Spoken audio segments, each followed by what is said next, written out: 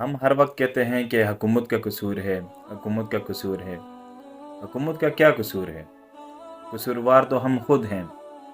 अल्लामा इकबाल ने जो कहा था कि अफराद के हाथों में है अक़वाम की तकदीर, हर फ़र्द है मिल्लत के मुक़द्दर का सितारा।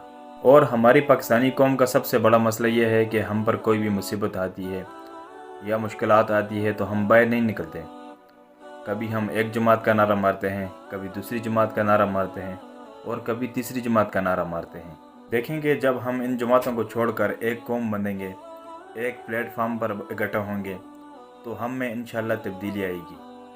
और हमारे साथ सबसे बड़ा मसला ये है कि हम खुद तब्दीली नहीं लाना चाहते, हम खुद को बदलना ही नहीं चाहते।